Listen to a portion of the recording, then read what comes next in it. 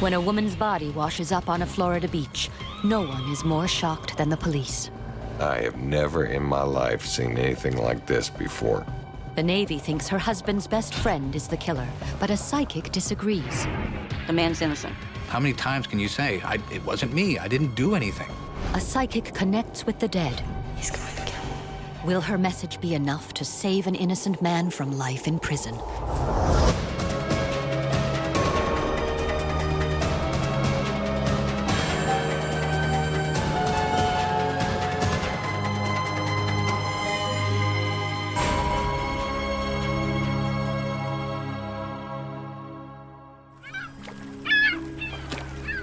On the northeast coast of Florida, Jacksonville is home to the Mayport Naval Station, the third largest U.S. naval base in the world.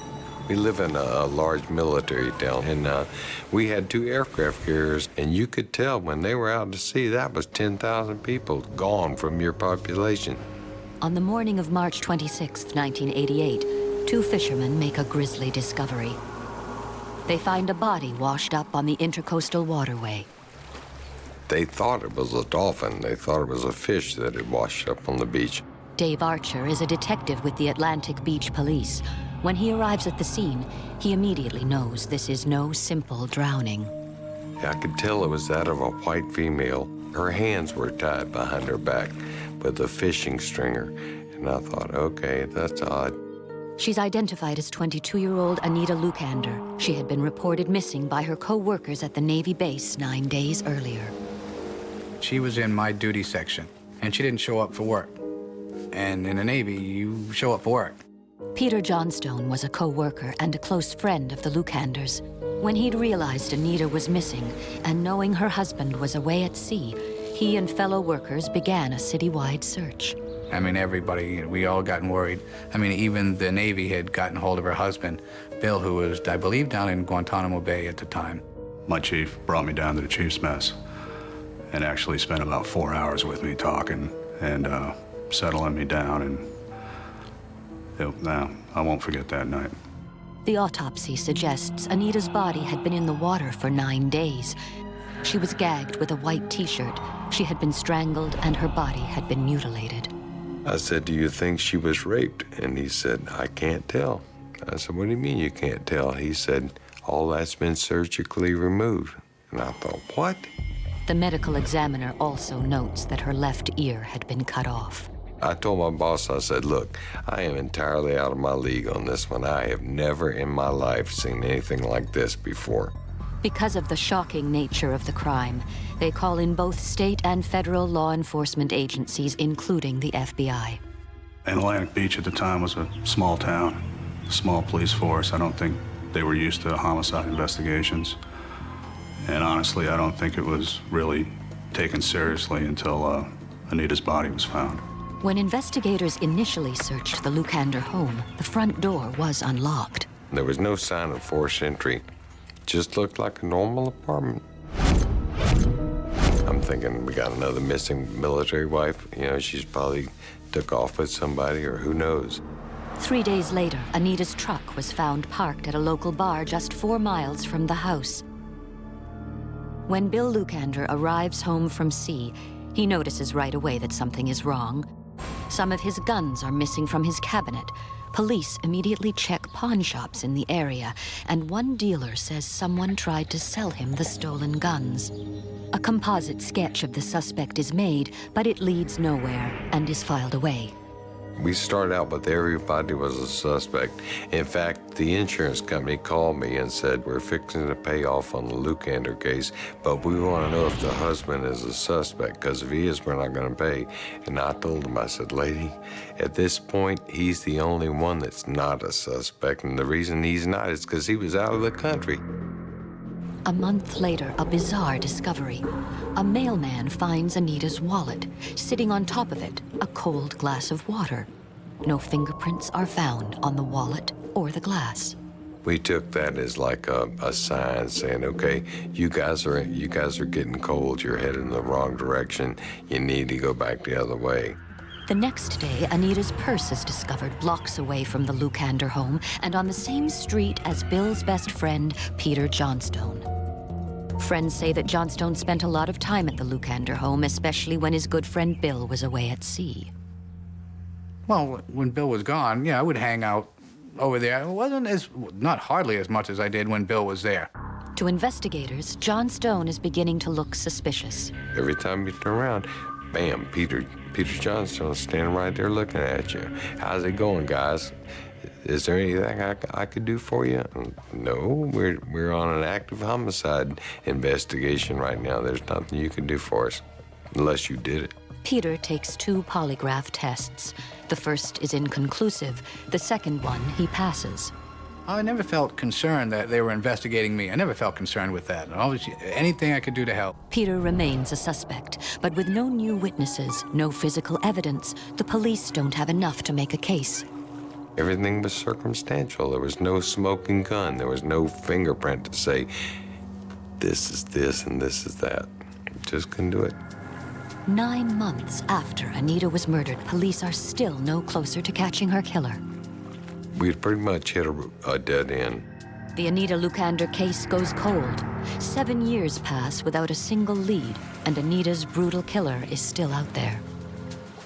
Between 1988 and 1995, I was very frustrated, angry. I was still basically living and working with the same group of folks, and pretty much realized that, you know, there was probably somebody in that group that had killed Anita. Then, in 1995, the Naval Criminal Investigation Services sets up a cold case unit, and the Anita Lucander case starts to warm up again. They go back to the original suspect list from 1989. At the top is Peter Johnstone, who is now married with 2 children and no longer in the Navy. 2 agents visit him in his home in Maryland. You know, they just want to ask me a few questions, and the case had been brought back up. And just in a split second, it turned ugly, and they said, "You did it. We know you did it. You're the one, and you better tell us now." And once again, I was just flabbergasted. Investigators grill Johnstone for a full 3 days. Now, in a dramatic turnaround, they believe they have the evidence they need to nail him. He's taken into custody and held for 30 days, until the Florida Duval County Grand Jury indicts the former Navy squadron member for the murder of Anita Lucander. Mimi Hannon, an investigator for the Public Defender's Office, is assigned the case.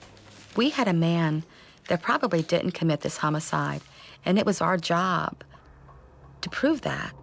For the defense, 7 years after the murder, it was going to be tough going. So breaking with convention, they turned to a psychic for help. But could a psychic's cryptic clues help save Peter Johnstone from life in prison? It's been 7 years since Anita Lucander's mutilated body washed up on the Intracoastal Waterway in Jacksonville, Florida. Her coworker, former Navy Petty Officer Peter Johnstone, is charged with murdering his best friend's wife. How many times can you say, it wasn't me, I didn't do anything? There was no physical evidence really linking Peter to the crime. The only thing that linked him to Anita Lucander was his friendship with her, his business acquaintanceship with her, and his friendship with her husband. Ann Finnell and Pat McGinnis are Peter Johnstone's public defense lawyers. Perhaps Peter Johnstone was an easy person to focus in on because he was cooperative with them. The most damning evidence the Navy had was a supposed verbal confession given by Peter Johnstone during their 3-day interrogation of him in Maryland. After I was arrested, I spent 30 days in Maryland jail awaiting paperwork from Florida because I was arrested under a fugitive from justice for murder. And when I got to Florida is when I met my attorney, Pat McGinnis, and they said that I had confessed. And I'm like, what are you talking about? I didn't confess to anything. I kept telling them no for 2.5 days. And apparently they had this whole confession that they wrote up. Nothing I wrote up, nothing I signed, nothing I said, nothing. The false confession that Peter ultimately gave was, basically, if I'd have done this, here's what I would have done. Naval investigators contend that Peter Johnstone made advances to Anita, which she rejected. Angry, he strangles her, panics, and steals the guns from the cabinet to make it look like a burglary. He then dumps the guns and Anita Lucander's body off the bridge into the intercoastal waterway. Most people don't believe that anyone would ever confess to something they didn't do. Those instances where interrogations last for long periods of time, the likelihood of a false confession is real. And in Peter Johnstone's case, this went on for 3 days. Now it's up to the defense team to build a case for Peter Johnstone's innocence. Investigator Mimi Hannon's task is to go back 7 years to the original 1988 investigation. Law enforcement in this case botched up an investigation tremendously. And it was a cold case, so you're going back and witnesses forget and people die and they move, and it's just really hard to reconstruct a real solid defense from something that happened so long ago. To bolster their case, Hannon makes an unusual suggestion. It occurred to me that law enforcement utilizes psychics. The government has utilized psychics.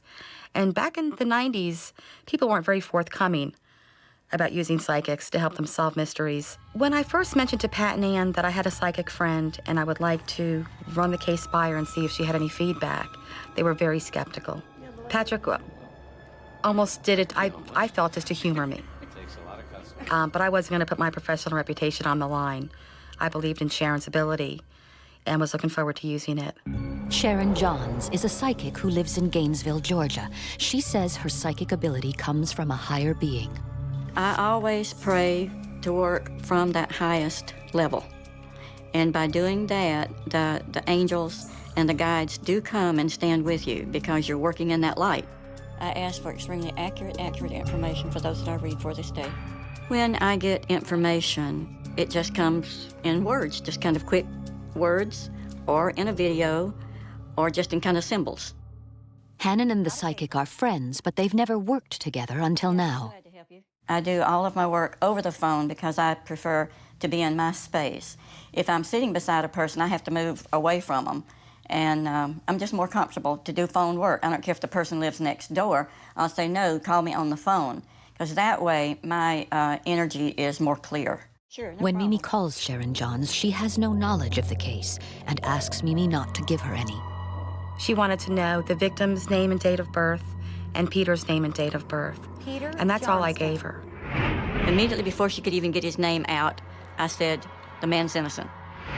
She told me that Peter would be found innocent and that the jury would come back in with an acquittal in March.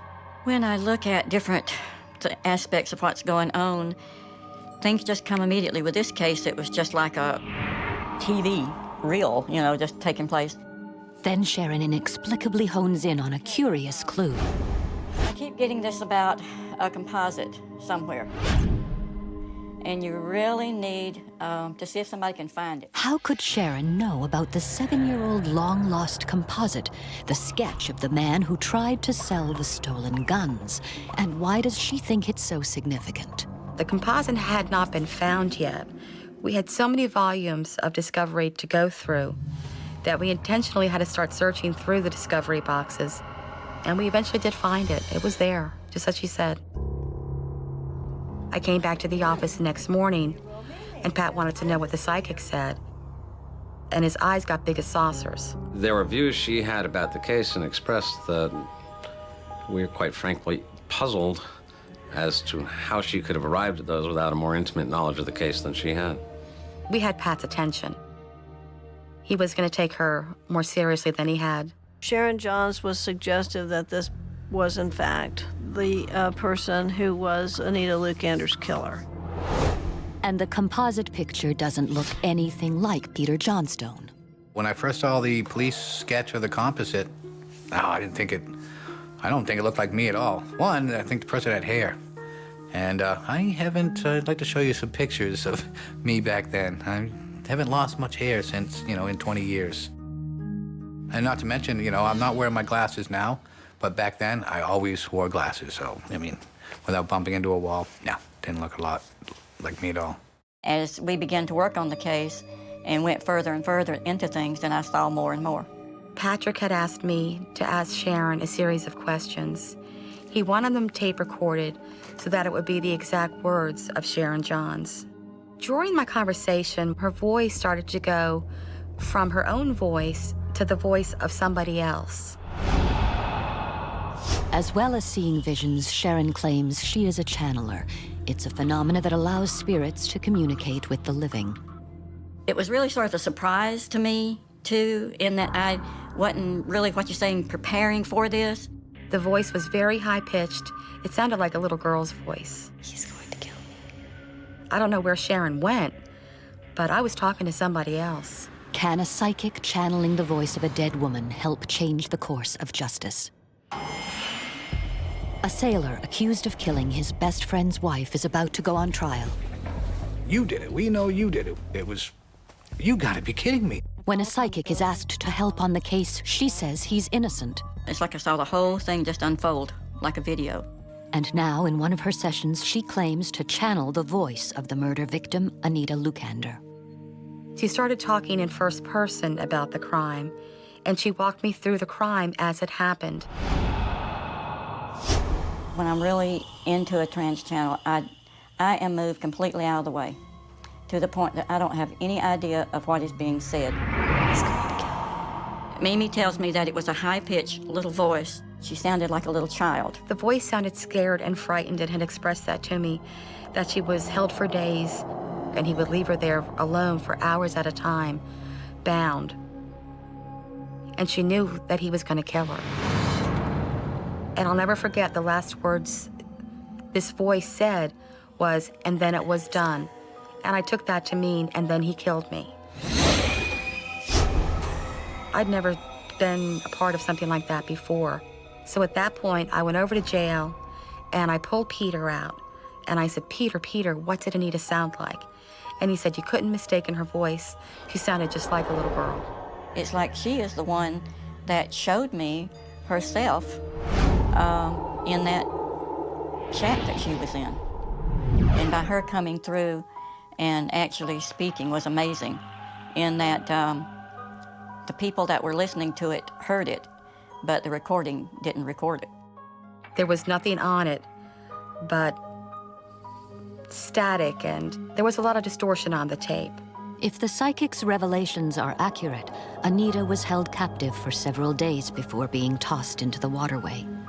And if this is true, the prosecution's contention that her body had been in the water 9 days must be false. When we looked at the autopsy results and the photographs, both Mr. McGinnis and I were very suspicious of the body having been in the water for that full 9-day period. And the reason being is that in the intercoastal waterway, even in March, there's a lot of crab activity.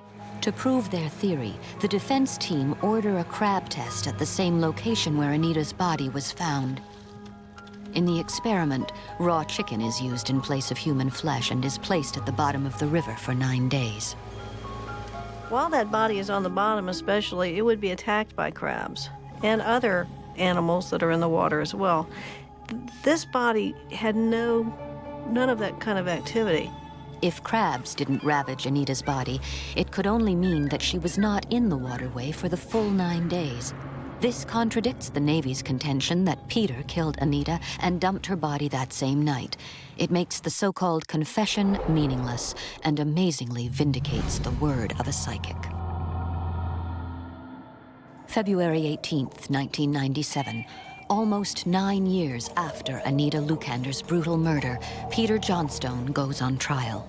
Peter was definitely fearful facing trial because he was looking at a life sentence. He had been behind bars for almost 20 months by the time it had gone to trial. But just as the trial gets underway, the psychic makes an unusual request. Mimi called me and she says, is there anything else that we need to do? We're going to trial. I said, just be sure that you've got that composite. I said, it's very important. I don't know why, but you've got to take it. We had no idea where she was going with that and what the significance would be. Anne Fennell enters the composite sketch into evidence, and it will prove to be pivotal. Trials don't always end up like you want them to end up. It is an incredible nerve-wracking experience, much more so than if you're going to trial with someone who you either know or think is guilty. After a 3-week trial, the jury begins their deliberations. Just 2 hours in, the jury requests to see the composite sketch of the man who pawned the guns once again. And we found out there was one holdout in that jury room who wanted to take a closer look at Peter Johnstone.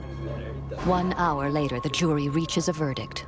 My heart was, coming out of my chest, and you're just sitting there, and the judge takes a piece of paper, and he reads it, and I'm like, okay. And then he folds it back up, and he hands it back. It was a real nail-biter for a few minutes until the jury was seated and the clerk read the verdict. We, the jury, find the defendant not guilty. So say all. A not guilty verdict in the death of his best friend's wife, Anita Lucander, who was raped, strangled, and mutilated in 1988. On March 17, 1997, just as the psychic predicted, Peter Johnstone walked out of the Jacksonville courtroom a free man. How did the psychic know so much? She said that the key to Peter's defense lay in the composite sketch. She predicted that he would be free in March, and she correctly predicted that Anita had not been thrown straight into the water after the murder, as the prosecution stated. Sharon's contribution to the case had become huge. She invigorated the defense team. We were on a certain defense theories that was what Sharon was seeing too. It got him looking at other avenues and justifying what she had said. It was great. So I think good chance she saved my life. Today, 21 years after Anita Lucander was murdered, Sharon Johns and Peter Johnstone meet for the first time. You look good. You look good. It has. Oh. It's so, you're welcome. You're welcome. Oh. Doing this work is a big responsibility. I have simply just learned to trust. And what I see, I give. I can't give them any more than what I see or what I hear. To date, the cold-blooded killer of Anita Lucander has never been brought to justice. She was my wife. She's a daughter. She was a sister, an aunt, and there's only really one person that knows what happened to Anita, and that person needs to come forward and put this to rest. And if he's not man enough to do that, personally, I hope his life's a living hell.